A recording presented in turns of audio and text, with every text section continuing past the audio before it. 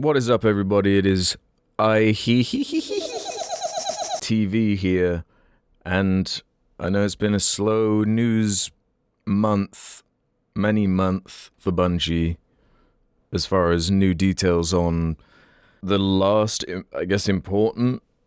I guess we'll find out in this very stream. Final shape, expansion for Destiny 2. It's all been building to this moment. The last one of these streams was, in my opinion, quite low quality, and I don't think I was alone in that. A lot of people in the Destiny community were underwhelmed, let's say, by what they revealed, hence a delay.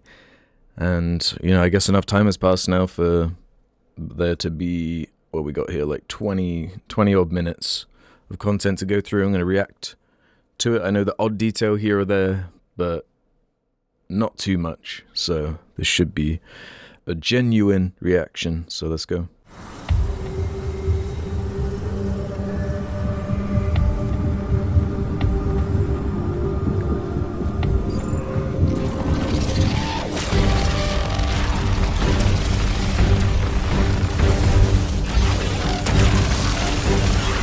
Okay, this is different.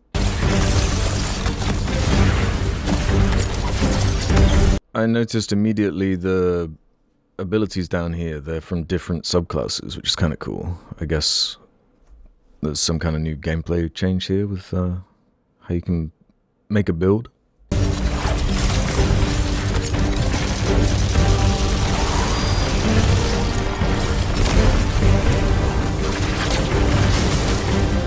New flying enemies, so they can do it. They just... So they can only do it when they are so up against the wall that the entire company is pretty much crumbling and everything they've built is kind of on thin ice. Then they can make flying bat enemies. Come on, man. I mean, I'm happy they've finally done it. Like, it makes me actually kind of more anticipating playing this because it will feel a bit newer, but... whew.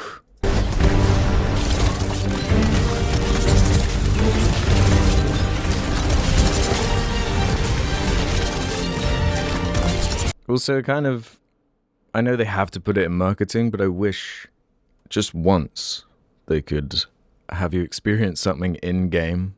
We are going into the pale heart of the Traveler, and the Traveler has chosen you, the Guardian, to be its champion. It's empowering us with gifts that we've never really had before. One of the concept artists early on created this very evocative image of a Guardian with light armor and dark armor. We're like, we really need this in the final shape. This is the ultimate form of being a Guardian, to wield light and darkness at the same time.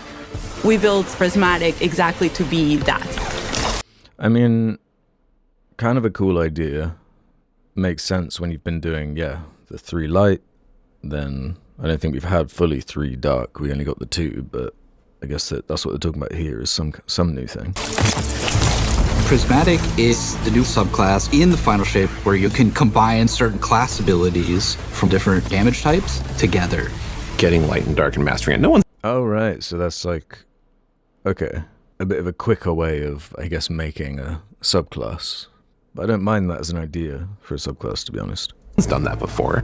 Like, the Witness is manipulating the energies like this, but the Witness is not a master of light and dark. You are. The Guardian is. Players are. In Prismatic, underneath your super bar, there's a light meter and a dark meter. As you deal damage with either light damage or dark damage, it fills the respective sides of the meter. Once both sides are full, you get this. It's getting a... In one of my last Destiny videos on this channel, I kind of made a prod at the UI elements and how it can overwhelm. This isn't the worst I've ever seen, but it's getting there. Like, there's a lot of information going on. New level of power that we're calling Transcendence. I love Transcendence because you do these cool motions. For Warlocks, we have this cool, like, mystic pose. Hunters are gonna do this cool, like... And Titans are gonna, well, they're gonna punch. The Titan one where you just go... Okay, I'm fine with this. While you're Transcendent, you get a new, unique grenade that combines both light and dark together. The Hunters get this fire and ice combo. Titans, Strand, and Arc. For the Warlock, Stasis and Void together. You have a weapon. Wait, so each class only has a limited combo. Okay. Damage bonus that stacks on top of other weapon damage bonuses. Your grenade and melee are both instantly refunded when you cast Transcendence, so you can loop them together, one after the other. Is this the final goodbye to PvP then? Like, can you imagine like the types of builds people are going to make with this system? It's going to be just miserable. That's really exciting. That is so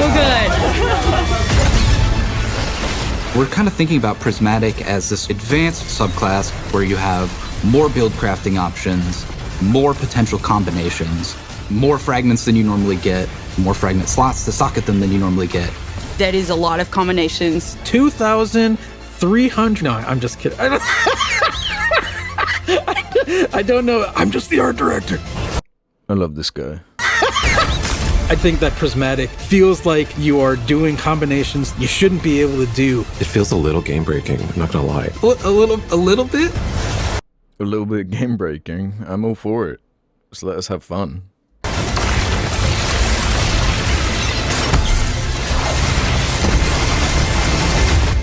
You're gonna be like, oh no, what have I done? I'm gonna be here all night. Just because we've sort of made the aspects a little bit more permissive, a little bit looser.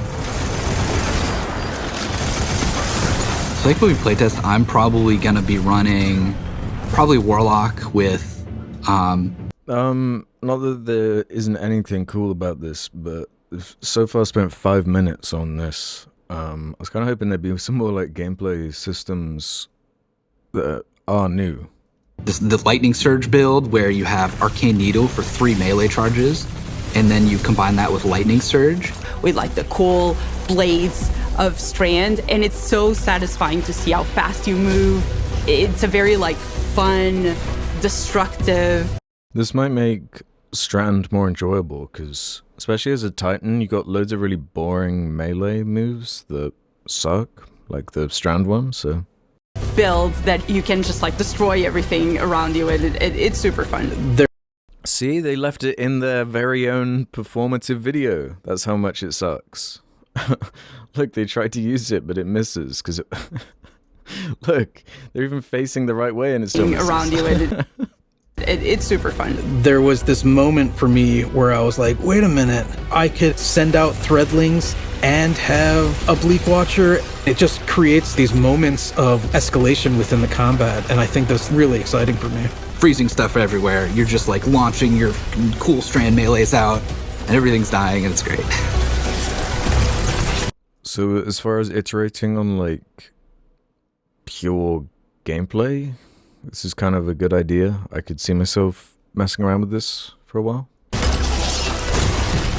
Embracing the challenge of like, how do we make stuff that wasn't initially intended to like work together in the same build? Like, how do we twist them and warp them and push and pull this and that to make them work together? I'm excited about, you know, seeing all the players like talk about their favorite combinations. I'm just looking forward to all the videos that people make of their own custom builds with their own exotics that they're pairing it up with to create like these amazing builds. It feels infinite to me, and I'm really excited about that. So I don't know how this relates to... It's one of the few things I remember about the last stream where they were talking about a couple new super options for like, I think Void Titans were getting another one, and there were some other examples. I don't know if that's been turned into this system now, or if they're doing both. This seems like something they've put together in the space of the delay to try and help with bad pre-orders and sales, so I don't know, we'll see.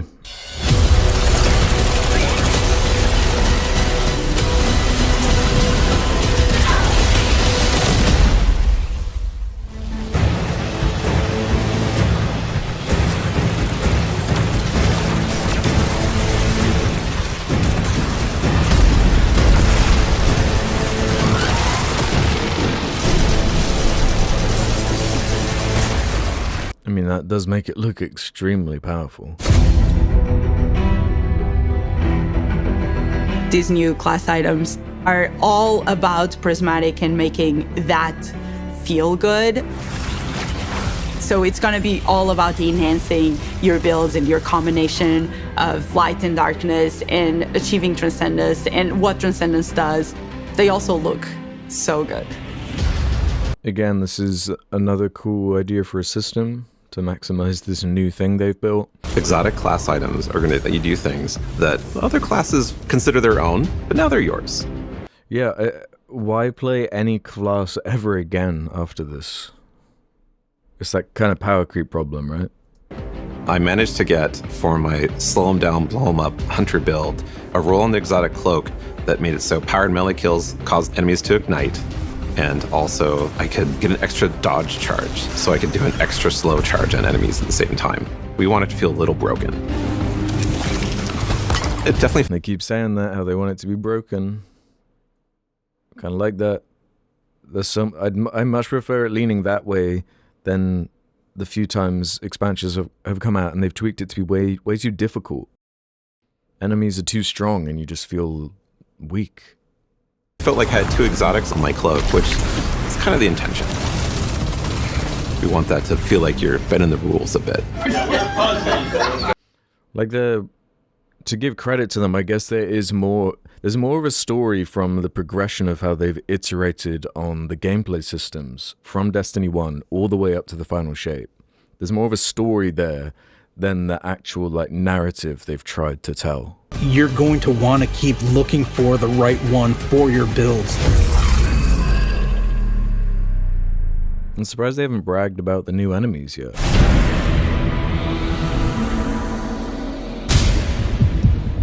Oh. The Dread are this new witness faction. When you see these new characters, not only do they look unique and new, but you see like a through line that we've been building through the years. So you came up with that quick, huh? You can do it. That connects it all together. And you've seen a member of the Dread before. You might remember seeing the Tormentor make a big appearance last year. Well, that was just the first one. You have this slate of new enemies with the Tormentor and the Subjugators and the Weaver and the... Yeah, so if you remember last stream they did for the final shape, they only had these creatures. What do they call them? Subjugators. You're going to fight these new enemies, the Subjugators. Subjugators are the new unit you're going to be facing in the final shape. So it seems like they realized that's really not enough. This isn't selling pre-orders. So that's nice. It's basically what I've been asking for the entire time. 10 years. Took 10 years, woo! Subjugators and the Weaver and the Attendant and the Grim and the Husk. Hey, I like those flying guys.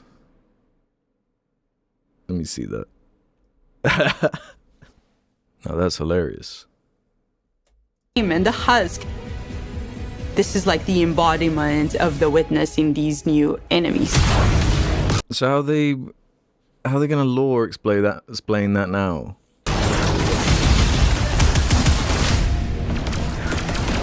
The Grim is probably one of my favorite new enemies that we have in Destiny. I think it's a poster child of the Dread in some ways. It's this bat with a gun. The gun bat, yes, exactly. It's a profile we've never seen in Destiny. You are facing now the first flying character with actual wings. Yeah, that's always a thing I've noticed about the Destiny sandbox, is they don't utilize the skies enough. It's like in Halo, you had vehicles flying around, you had drones, you had all sorts going on different levels. And yeah, they just don't utilize it enough in Destiny, and yeah, this is cool.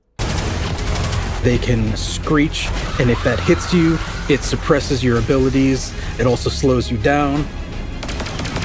Something that immediately appealed to the team and made us think, we have to do this. We have to make this character.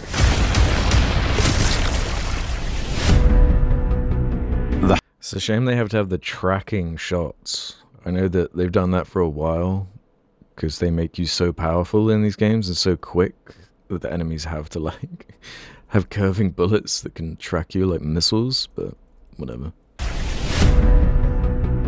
The Husk is this melee bruiser who has these incredibly dangerous looking blades, and they're going to do these cool acrobatic attacks.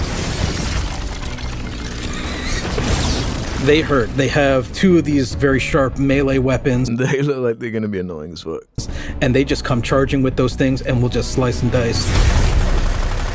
They are really dangerous, especially in groups. The Weaver and the Attendant are our Strain and Stasis scions that have been reshaped by the Witness. I thought they looked like scions.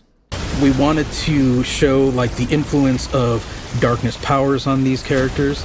They have a stasis ability that can shoot at you that will freeze you. They have a strand ability that will pull you across the battlefield. The fact that you can get suspended and So they'll also be extremely annoying. I hate any enemy that restricts your movement. frozen in place just adds a big new dynamic to the fight. The Weaver does something we've never done before. It'll shoot out this complete powerful strand wave. If that thing hits you, it's almost like a rubber band. It like pulls back, and I like that. I like that they're playing with enemies that force you to move from one position. It does make it way more exciting. like snaps and that pulls you towards that character. As one character doing that to you, yeah, you can handle it. As soon as there's multiple characters trying to pull you in different directions towards you, you have to approach it in a different way.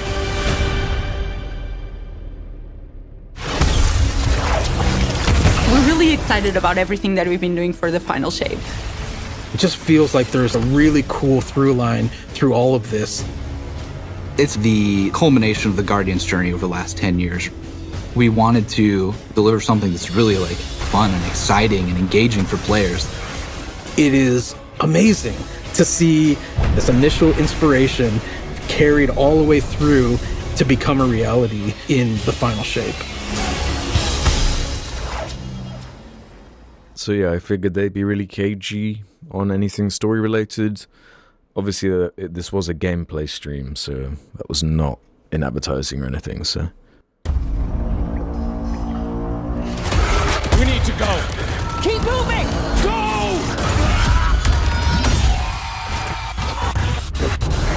The Witness brought darkness into the Traveler to turn their threat into our annihilation. So I wonder how these new enemies then, if they weren't planned, have now affected the campaign design. Because you'd think they'd want to utilize them more, right? Man, they must have really had to change stuff up quick.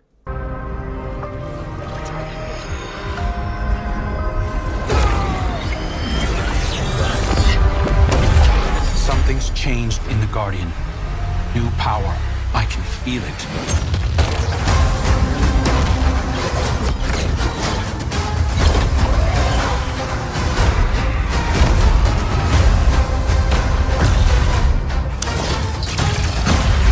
Yes, we can have another campaign where the whole campaign is just us getting the new power.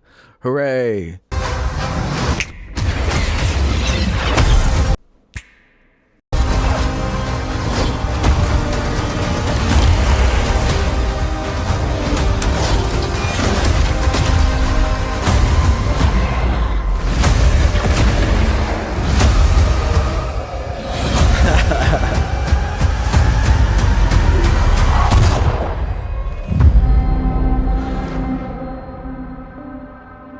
'06-04 Americans, sort out your stupid dating system. Why would you put months first? There are so many more days before months.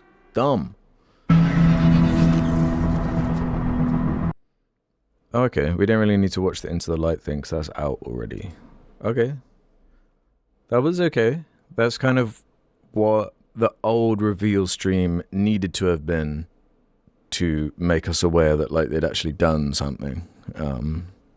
Because, yeah, you have new super or ways to interact with supers, and you got a new enemy type, new environment, new campaign.